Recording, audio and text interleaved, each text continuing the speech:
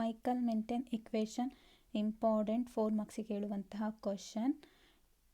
Enzyme kinetic is a basically reaction or speed of reaction with respect to enzyme. Kinetic of enzyme catalysis proposed by Michaelis Menten as follows. General reaction is E plus S equilibrium gives ES. ES is the activated complex here. E is stand for enzyme. When enzyme is reacted with substrate to form a activated complex enzyme substrate.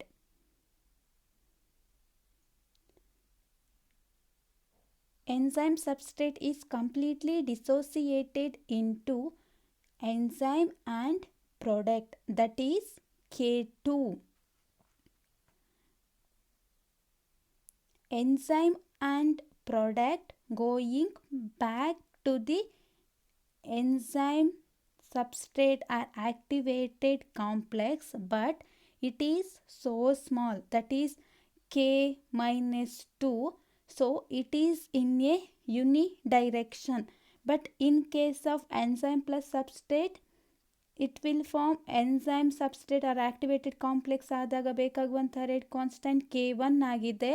It can reverse direction ಆದಾಗ enzyme substrate come back into the original state, enzyme and substrate, that is K minus 1 ಆಗುತ್ತೆ. But this is the unidirectional because K minus 2 is equal 0, so it is in unidirectional. Consider ಇದನ್ನು ಇನ್ನೊಂದು ಥರ ಬೇಕಾದರೂ ಹೇಳ್ಬೋದು. Consider A enzyme catalysis reaction which involves the formation of active complex and decomposition of active complex gives product. This is the general reaction. Then this equation is equation number 1. Then rate of reaction ಹೇಳೋದಾದರೆ ಈ ಇಕ್ವೇಷನ್ಗೆ R is equal K2 of concentration of activated complex, ಅದು ನಾವು equation 2 ಆಗಿ ತಗೊಳ್ತೀವಿ. and we have to some assumption called steady state assumption ತಗೊಳ್ಬೇಕು. This assumption means basic enzyme substrate formation is equal to rate of enzyme substrate dissociate. ಈ assumption ಏನು ಹೇಳುತ್ತಂದರೆ steady state assumption rate formation ಆಗುತ್ತಲ್ವಾ, rate formation is equal to enzyme substrate formation is equal to rate of enzyme substrate dissociate. Formation ಆಗೋದು ಮತ್ತು dissociate ಆಗೋದು ಏನಾಗಿರುತ್ತದು equal ಆಗಿರುತ್ತೆ ಅಂತ ನಮಗೆ ಅಸಂಪ್ಷನ್ ಹೇಳಿದ್ದಾರೆ. For example, take a graph here, ಒಂದು graph ತಗೊಂಡಿದ್ದೀವಿ. Here enzyme plus substrate, enzyme and substrate as it react, it concentration decreases. concentration ಏನಾಗ್ತಾ ಹೋಗುತ್ತೆ, decreases ಆಗ್ತಾ ಹೋಗುತ್ತೆ. at time what happens here, enzyme plus product concentration is increases at over a time. ಏನಾಗ್ತಾ ಹೋಗುತ್ತೆ, enzyme ಮತ್ತು substrate concentration decrease ಆಗ್ತಾ ಹೋಗುತ್ತೆ, enzyme ಮತ್ತು ಪ್ರಾಡಕ್ಟ್ ಕಾನ್ಸಂಟ್ರೇಷನ್ ಇನ್ಕ್ರೀಸ್ ಆಗ್ತಾ ಹೋಗುತ್ತೆ over a time. But enzyme substrate activated complex ಇರುತ್ತಲ್ವ, enzyme substrate is constant in entire ಪ್ರೊಸೆಸ್ಸಲ್ಲಿ ಎನ್ಸೈಮ್ ಸಬ್ಸ್ಟ್ರೇಟ್ ಕಾನ್ಸ್ಟ್ಯಾಂಟ್ ಆಗಿರುತ್ತೆ. So we can say steady state assumption is equal to rate of formation of enzyme substrate.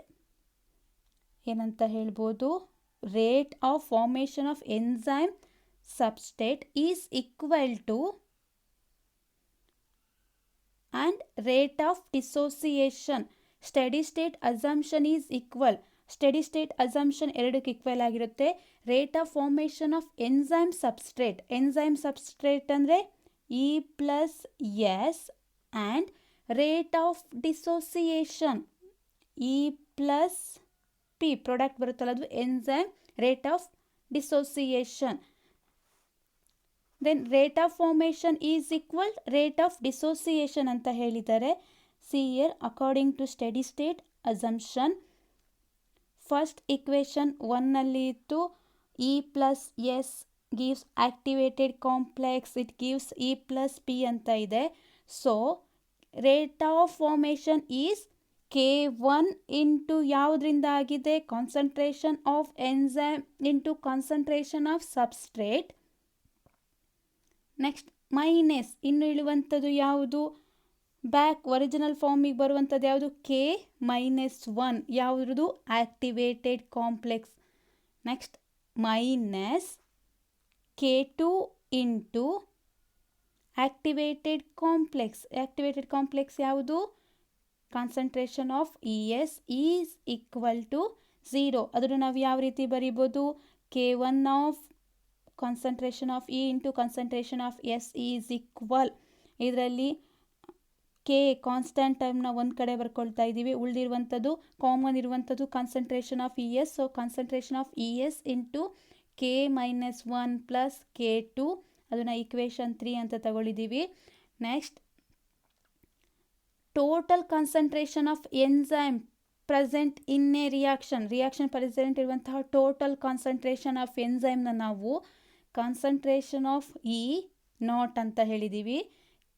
ಎನ್ಸೈಮ್ನ total concentration ನಾವು concentration of E naught is equal concentration of enzyme free enzyme plus activated complex concentration of ES ಅದು.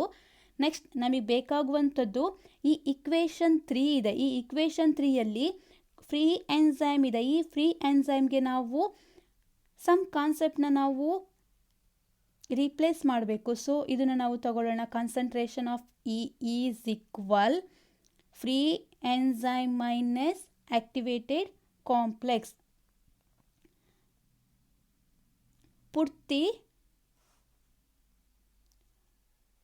put the value of E in equation 3. put the value ಈ value ಇದೆ ಅಲ್ವಾ, ಈ ವ್ಯಾಲ್ಯೂನ ಈ ಇಕ್ವೇಷನ್ಗೆ ನಾವು ತಗೊಳ್ಬೇಕು. Equation 3ಗೆ ಈ ವ್ಯಾಲ್ಯೂನ ಪುಟ್ ಮಾಡ್ತಾ ಇದ್ದೀವಿ. ಪುಟ್ ಮಾಡಿದಾಗ ಏನಾಗುತ್ತೆ, K1 ಆದಮೇಲೆ ಫ್ರೀ ಎನ್ಸೈಮ್ ಇದೆ, ಕಾನ್ಸಂಟ್ರೇಷನ್ ಆಫ್ ಫ್ರೀ ಎನ್ಸೈಮ್ ಇರೋ ಜಾಗಕ್ಕೆ ಏನಾಗ್ಬೋದು,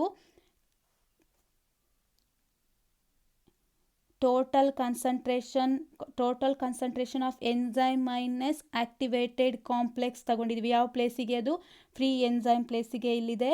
K1 into total concentration enzyme minus activated complex into concentration of substrate is equal same ಇದರಲ್ಲಿ ಏನು ಉಳಿದ ಹಾಗೆ ಬರ್ಕೊಂಡಿದ್ದೀವಿ, concentration of active complex into K-1 plus K2. Then ಈ ಈಕ್ವೇಷನಲ್ಲಿ ಏನಾಗುತ್ತೆ, ಡಿಸ್ಟ್ರಿಬ್ಯೂಟ್ ಕಾನ್ಸಂಟ್ರೇಷನ್ ಆಫ್ ಸಬ್ಸ್ಟ್ರೇಟ್ನ ಎರಡಕ್ಕೂ ನಾವು ಡಿಸ್ಟ್ರಿಬ್ಯೂಟ್ ಮಾಡಿದ್ದೀವಿ. K1 into concentration of total enzyme into concentration of substrate minus K1 into activated complex into substrate is equal ES into K-1 plus K2 ಬರ್ಕೊಂಡಿದ್ದೀವಿ. Next ಇದರಲ್ಲೇನಾಗುತ್ತೆ, see here ಇದರಲ್ಲಿ ಇದರಲ್ಲೂ concentration of active complex ಇದೆ, ಇದರಲ್ಲೂ concentration of active complex ಇದೆ. ನಾವು first ಇದನ್ನು first ಬರ್ಕೊಳ್ಳೋಣ. Concentration of active complex into K-1 K2 plus ಇದನ್ನು ಏನು ಮಾಡಿದ್ದೀವಿ, ಮೈನಸ್ ಇರೋದನ್ನು ಈಕ್ವಲಿಂದ ಈ ಕಡೆ ತಗೊಂಡಾಗ ಅದು ಪ್ಲಸ್ ಆಗುತ್ತೆ. ಸೊ ಬರೀ ನಾವು ಈ ಟರ್ಮನ್ನಷ್ಟೇ LHS ಅಲ್ಲಿ ಇಟ್ಕೊಂಡಿದ್ದೀವಿ. K1 into E0 into concentration of substrate is equal ಈ activated complex into K-1 plus K2 plus K1 of ES ಮತ್ತು ಸಬ್ಸ್ಟ್ರೇಟ್ ಇಟ್ಕೊಂಡಿದ್ದೀವಿ. ನೆಕ್ಸ್ಟ್ ಏನಾಗ್ತಾ ಹೋಗುತ್ತೆ, ಇದರಲ್ಲಿ